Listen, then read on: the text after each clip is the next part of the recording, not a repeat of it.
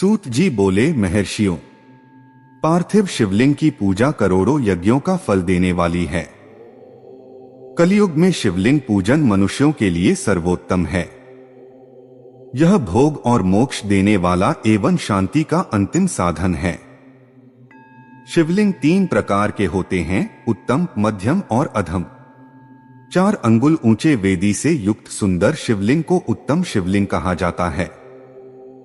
उससे आधा मध्यम और मध्यम से आधा अधम कहलाता है।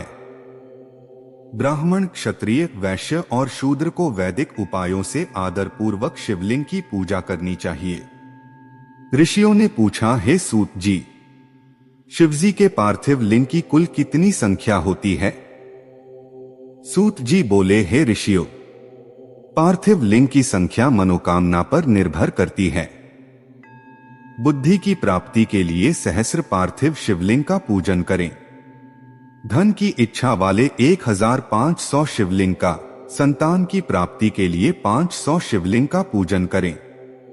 भूमि के इच्छुक 1000, दया भाव चाहने वाले 3000, तीर्थ यात्रा की चाह रखने वाले 2000 तथा मोक्ष की इच्छा रखने वाले 1 करोड़ पार्थिव शिवलिंग का वेदों के विधान से पूजा अर्चना करें। अपनी कामनाओं के अनुसार शिवलिंग का पूजन करें।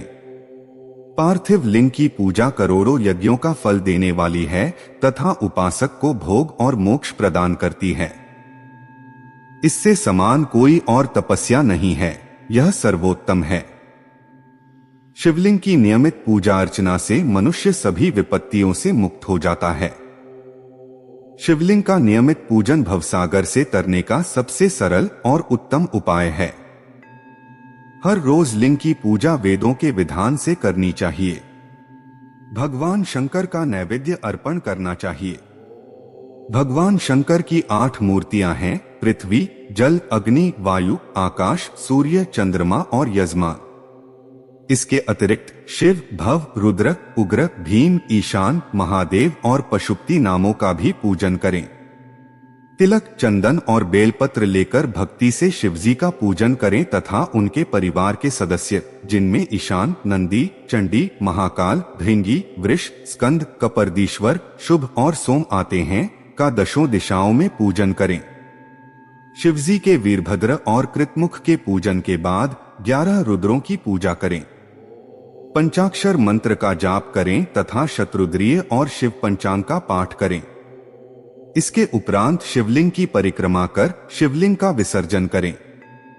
रात के समय समस्त देवकायों को उत्तर दिशा की ओर मुख करके ही करना चाहिए।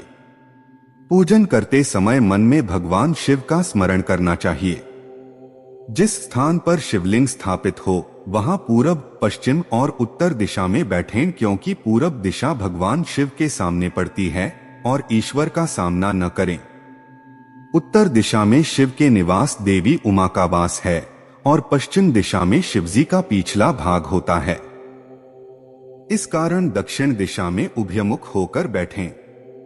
शिव के उपासकों को भूमि से स्नान कर रुद्राक्ष की माला, बेलपत्र आदि लेकर भगवान का पूजन करना चाहिए। यदि भूमि न मिले तो मिट्टी से ही स्नान करके पूजन करना चाहिए। हर महादेव।